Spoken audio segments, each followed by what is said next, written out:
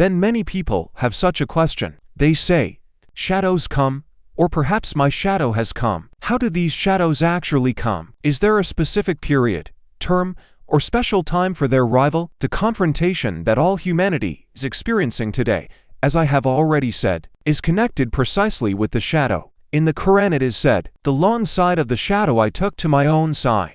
Our shadow then seems to turn into a point, which is why they call it a shadow.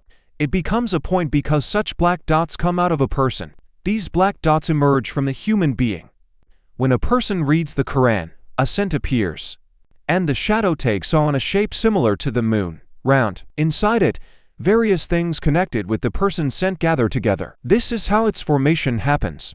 Al-Farabi said that the human being is connected with optics. This sphere can take any form, it can even take the form of an animal, depending on what is contained inside it. If you look at the earth, in some places as seem to appear out of nowhere by themselves after rain, something arises. It seems as though everything appears on its own. But when life is given to this shadow, it begins to manifest in a form. Animals too, as it is said here, arise from our shadow. That same black point is the shadow coming from us. What is called the shadow gathers, thickens, takes on a brownish shade, and turns into one point, into a sphere. Therefore, the shadow can take different animal forms, and it remains in existence, continuing to exist in the universe. After we pass into eternity, our soul moves toward this, joins with it. Then the soul begins to feel the condition of that being. If that animal suffers, hungers, or is tormented, the soul passes through those states again. Here the matter concerns a state of being. Sometimes we think as though the soul of some person is inside a certain animal, but the soul is not transferred to anyone. The soul is yours. It was given personally to you, and it is this soul that undergoes trials. Why is it said that the soul passes through 9 stages, and the number 7 of the soul in a person is connected with 7 kinds of trials, which are called the 7 hells? If a person moves forward, purifies and develops both Muslimness and humanity within himself, then afterward the rank of a believer comes, and already depending on the level of faith, your shadow begins to come. But during such periods a person is still unfinished. His Muslimness has not become strong, and his humanity has not matured either. If he weakens, the forces of Iblis can take advantage of this. Then either his Muslimness or his humanity is destroyed again. The shadow appears in connection with your Muslimness, not with humanity. Humanity remains inside the person himself. There is no shadow in humanity. It is connected with the soul. The shadow rises from your Muslimness. Therefore, Muslimness exists precisely in that sphere. There is either faith or disbelief. But in humanity there is no disbelief. In humanity there is either wisdom or ignorance. There is humanity, and there is ignorance. Your ignorance manifests through speech, but disbelief manifests through scent, through shadow. Whatever manifestations of disbelief a person commits, all of it separates from him and becomes his shadow. In other words, the shadow is the image of his disbelief. That is why the Kazakhs have the expression, an unbelieving dog. This is connected with the linguistic meaning. That shadow then returns and follows the person. It refers to a dog-like nature. Disbelief is dog-like qualities within a person. Abai Kunan Baiuli said, "I raised a puppy into a dog, and it bloodied my shin." That is, your own character returns to you. Therefore, change your character. But if a person is steady, patient, calm, and enduring, he transforms this shadow and turns it into strength. Then what came from youth becomes energy for him, and the person seems to grow younger. And if you look at some people, they become covered with wrinkles. It is said that these are those whose shadows did not come. That means they will see punishment already in eternity. To the extent that a person has mastered his shadow, to that extent he is purified. Shah Karim Kude Berdiali said, "Having passed youth, I reach childhood." That is, an elderly person may become like a child. Angelic purity appears in him. Childlike qualities return, but now under the guidance of reason. Therefore, a person can master his shadow only through deeds, actions, and a proper life. For this, movement and activity are necessary. Some people enter a good period of destiny, but if the shadows that have come are not transformed, the span of life may shorten. In other words, life depends on whether a person is able to cope with his shadow. If a person cannot govern his shadow, he weakens and leaves life. If there is much disbelief in him, he creates a hellish state for himself. But if a person develops reason, strengthens thought, holds to goodness and faith. Then the shadows of youth begin to come and be purified. There is no fixed term here. Everything depends on the person himself, on his deeds and actions. If a person is inactive, lazy, only sits and lectures others, his shadows remain in their former state because he is unable to transform them. If they come suddenly, he may not endure it. A breakdown, illness, or severe condition may occur. Loss of reason, self-destructs, and similar phenomena here are explained not only by a person's own shadow. Through his actions, a person may also connect with other people's destructive states and absorb their influence. Therefore, self-destructs is linked with the fact that a person entered into something that was not in his own destiny, but which he drew to himself through his deeds. And mastery over the shadow is connected with the Quran. Now, as it is said, this has been preserved only in Atajoli. Control of the shadow depends on connection with the spirits of ancestors. The higher the spirit of the ancestor rises, the more the person, in order to connect with it, must also accept its shadow. One must remember, every spirit comes forth together with its shadow. That is, it refers to a spirit in a suffering state. When you read the Quran, its condition rises, but its earthly burden remains. Then this shadow, this remaining burden, must be accepted by the descendant and passed through himself. Whatever way of life the ancestor had, such shadows remain. They must be elevated and purified. In the Quran it is said, if a person does not correct his people, then Allah does not correct him. According to the 7 fields of the lineage, a person must pass through himself the shadows of his 7 ancestors. If someone's field is darkened, if it is incomplete, this is linked precisely with the shadow. Therefore, the main thing in mastering the shadow is faultless speech, a pure mind, and honest labor. Everything must rest upon honest work. The first condition is to do good. The second condition is not to be offended by anyone. In the Quran there is a warning. If misfortune or hardship comes, blame no one. Seek the cause within yourself. Do not be offended by anyone. Both good and evil come through your own hands. Resentment in general is considered alien to the state of a believer and contrary to Muslimness. Whatever happens, a person must understand. All of this is a trial, and the cause is first of all within me. If you harmed another person, then you take upon yourself his evil. The same happens between people. Gossip, slander, harm to one another. All of it returns to the person himself. And those who know how to endure, remain silent, and bear things with dignity are purified more quickly. Their outer heaviness seems to leave, the skin brightens, the inner burden departs. There is a Kazakh expression, the daughter-in-law is created from the soul of the mother-in-law. Why do they say this? It is linked with the belief that much depends on the patience and character of the mother-in-law. When the bride enters the house, she also comes with her own shadow, with her own burden. Therefore, the mother-in-law must be able to digest this through wisdom and patience. But sometimes the opposite happens. The mother-in-law herself joins the bride's conflicts and becomes a source of discord. Then everything is turned upside down. It is in this sense that they say the daughter-in-law comes from the soul of the mother-in-law, meaning that the atmosphere of the home and the condition of the elders shape her destiny. And after a daughter is married off, the father becomes connected with this and dependent on it. The father, for example, because the daughter is called a field, and through the son-in-law, an exchange of force takes place between them. In this there is great meaning. Among the Kazakhs, all this existed. There is also bride price. When a girl is given in marriage, bride price is given. Why is it given? It is regarded as payment for her, because it is payment for her salt. They say, what is heavier, a daughter or salt? A daughter is heavier than salt, because she herself is first purifying. When she marries, it is as if you were purifying the girl, but now it has become the opposite. She corrupts the man. For this, payment is made. They say, if meat is spoiled, it is sprinkled with salt. But if salt is spoiled, what can be sprinkled on it? Why are men becoming spoiled now? Because there is no salt. There is no salt to be taken from a woman. There is no salt, and so they become corrupted. And conversely, the smell of women is now purified by men. In this end time period, depending on the God-fearing nature of men, Allah gives such holy men the qualities of a husband to cleanse the bad odor of women. Now all of this is happening in reverse. And if a woman herself engages in immorality, then responsibility is removed from such a man. The man pays her nothing. On the contrary, he takes from the woman. Because the woman is the giver, the man is the receiver. Then the woman gives away, gives away everything of hers, all of her salt. This is her clothing. In this way she gives away clothing. Salt is the clothing of a woman, her adornment, and when the girl passes through this, the woman herself later purifies her shadows. After she has given to the man, that shadow is already connected with him, and by purifying her own shadows, returning to the man what is his own.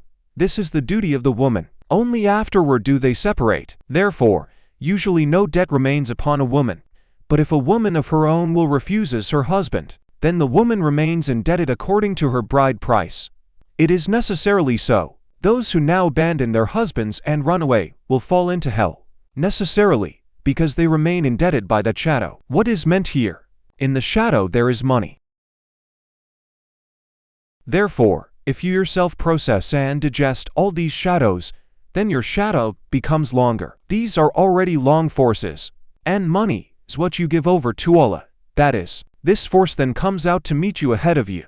You have grown the long power of the shadow, and it comes forth from you. In modern terms, this is called a person's energy field. Warmth comes out, and this becomes a shadow for you. That is, you emit warmth correctly and have purified what was impure. Then you are like a furnace. About women it is said, may the hands wither away. That is, everything depends on the hands of the man. If a man has no hands, it means he turns into a jinn, into a madman. It is said, his wife, carrying firewood, will enter hell. She carries firewood and will enter hell. What does this mean? It is that very shadow. When this shadow is burned, it turns into money. And only when you have processed all your shadows does your shadow become longer. Now your souls depend on the shadow. Your souls are still dwarf-like. This is what is being shown to you. They show you the days of your maidenhood, of youth. That is your soul. Were you shown the days when you were a young girl, then they were showing your soul in that state. And now the soul must lengthen. It must become a long shadow. Then Allah takes it to His own side. That is, the warmth that comes out from you, what proceeds from you, is called money. Aksha is called so because it became white, pure. Therefore it is called monetary energy. Now, perhaps, various kinds of knowledge exist in the world. I do not know, but in Autajoli this is the knowledge our Rab teaches. It is shown to me, made understandable to me, and I am taught wisdom. Knowledge does not come in the way that you read all night. I see dreams all night. Sometimes I cannot retain what I saw. Sometimes I fall asleep. Sometimes I write it down, then forget it. So many dreams there are. Sometimes it seems as though I understood some great discovery, but afterward everything is forgotten. It gets written down, connected together, and then one day I notice, hey, I know this. It turns out I had already seen it in a dream. Then I connect one thing with another, and afterward tell it in words. Thus knowledge is gathered, such is the knowledge of the Rab. And on the other hand, in the present time among the youth there is mostly matriarchy. That is, spiritually negative influence, dependence on female nafs. Such is the age now. If the woman herself wishes it, the man rejoices. Everything depends on the woman's desire. He brings flowers, does something, as though it came from Russian customs. Everything is subjected to female desire. Sometimes the man too depends on the desire of the woman. Such is the woman now, such is the age. And whether she is married or unmarried, if the woman herself desires it, she connects with a man. For example, many women engaged in business, I will not say who exactly, themselves desire this at certain times. If she wishes it, even in sleep she still connects. All this is connected with the upbringing of nafs and psychology, which you speak of. Among the Kazakhs is entirely contained in the knowledge of soul and body. I simply cannot tell everything. Much is not suitable for the age of the youth. It must either be written down, or it must come to me through my shadow and through this connection, so that afterward it may be passed on. Therefore, for a man to produce 9 shadows, to grow and lengthen them, this is necessarily connected with human maturity. 9 is the male measure. For a woman it is different.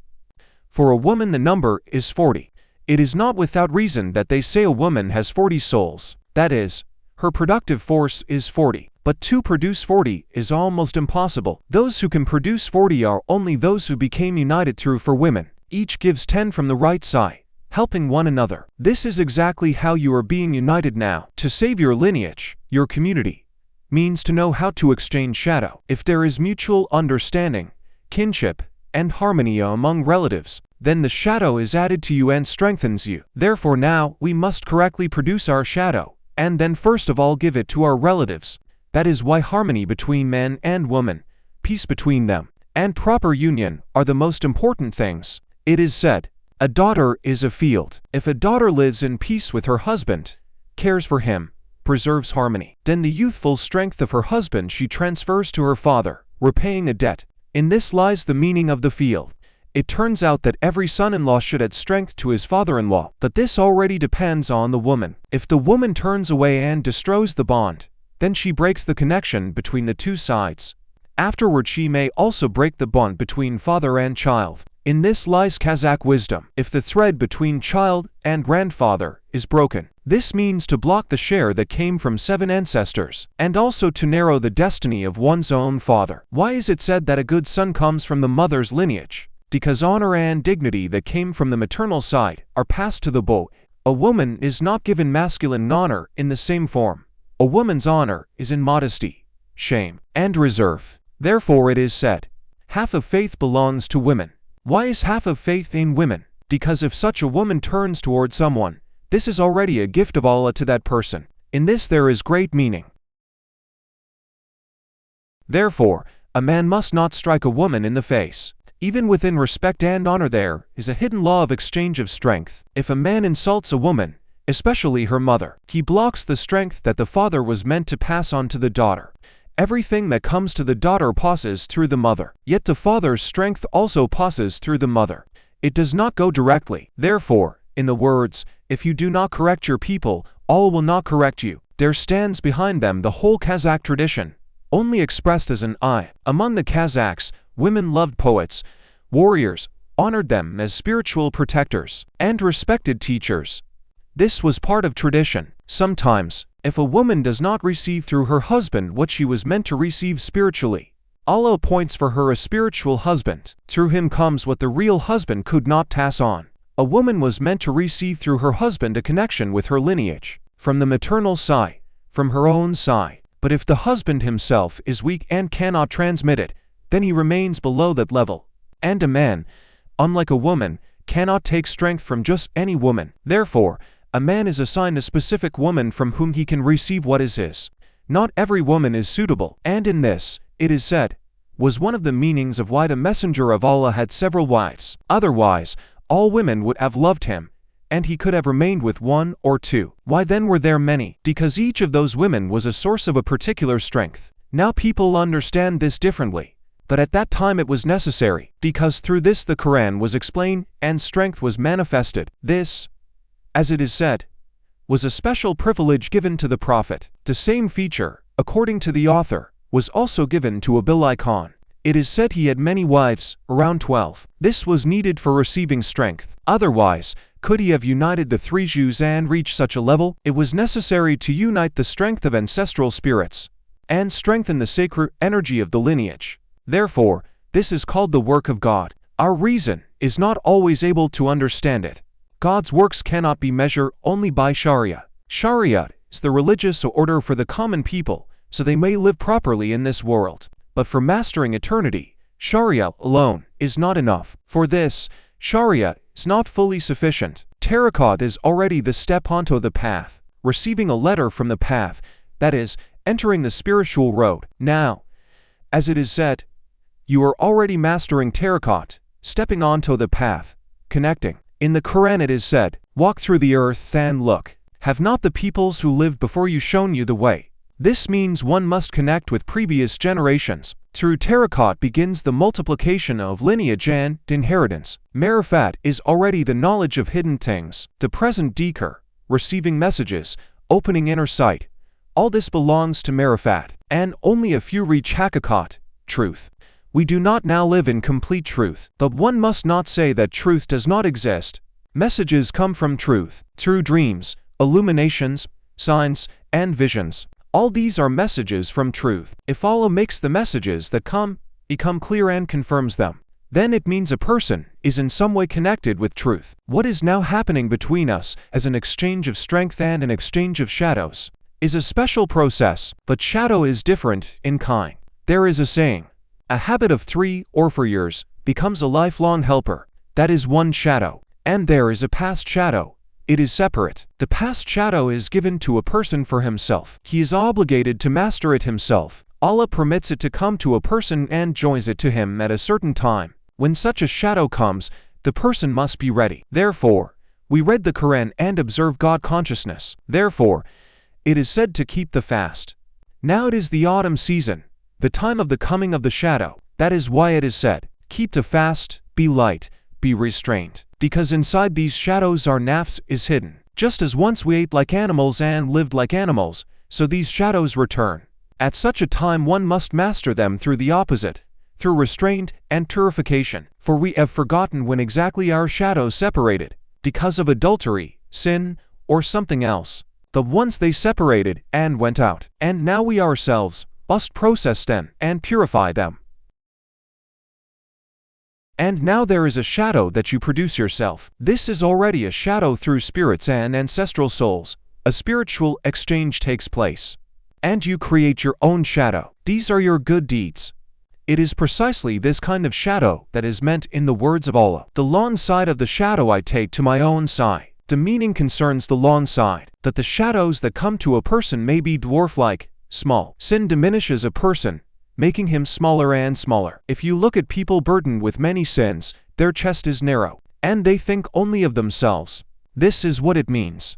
Abai Kunan Bayuli also spoke of this. If you call back the departed little heart, I will return. He hints that the heart has gone downward, into low desires. Among the Kazakhs they say, he abandoned everything and lives only by his backside. This too points to the same thing. When fat goes backward, a person becomes heavy. It happens this way. If there is much knowledge, a person grows full in spirit, but if there is no knowledge, he shrivels. Such a person becomes narrower and narrower. Then present European habits appear.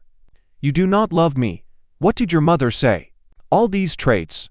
No matter how much one says that today's sin will tomorrow come before you and strike your child, husband, father, or mother, the person still forgets. Why? Because sin is like a dot on a white sheet of paper. If you place a black dot on a white page, what will you see first? The dot itself. Sin is such a dot, such a knot. In the Quran we ask protection from those who tie knots. These are the knots of sin. Sin is a knot that pulls everything inward. It may be compared to a black hole in space. It absorbs light, draws everything into itself, and then one day explodes. Sin to look small, but gradually consumes everything. It can also be explained this way. Sin becomes a stone within a person. Stones in the kidneys, hardened formations in the body. All this is linked with it. It is not without reason that people say, what is written in youth is carved on stone. Abai Kunan Bayuli said of the youth of the end times that they would walk with stones in their chests. These stones are sins. Stones being thrown also carry the same symbol. Your hearts will become like stone. So it is said, sin turns into stone. Everything hardened and frozen in our body is that same stone. Then character also becomes stony. Harshness, callousness, stinginess. All this comes from sin. But this can be destroyed only by Allah. Only divine light is able to split this stone. Then a person experiences the spiritual death of the former condition. The stone cracks. This has already been shown. From time to time, every person undergoes great inner explosions, as if atomic ones. And when this happens, an odor comes out. The person begins to emit foul smell. The present condition is connected with sin. And what is called breadth of soul, breadth of heart. This is when your page, your book, opens. Then a person's inner world expands. This is the soul. The soul does not rise upward, rather, it goes into depth. Their breadth appears. Their generosity appears. This, they say, is the Kazakh mentality. This is knowledge. And because we speak about knowledge of language and Kazakh mentality, we are judged and persecuted. They say, you have no right to speak about knowledge of language. But that tafsir you read, that Quran you read, all of it is only adornment, because in the Quran it is said, O Muhammad, tell them, if they do not uphold the gospel, the Torah, and what was sent down to the prophets before this, then they are nothing. It turns out that for us the present Quran and the present religion stand through understanding the universe. For Arabs, the Quran is their religion, that our religion goes back even to Adam, to everything that was sent down to all prophets. What is Adelijal, the ancestral path? They say, if an unspoken word remains unspoken, then the father of the word dies. That is, now there is a struggle to kill the very source of speech itself. Yesterday young men came. I looked. What were they searching for in the cupboard? Were they looking for religion there? What right did they have to come to my home without a prosecutor's sanction, search the house, and look inside the cupboard? A complaint could have been written against them. Our faith does not allow it. And even if you write one, everything is already prepared. A false paper will come, as if they had been punished. They will say, "You may write complaints again."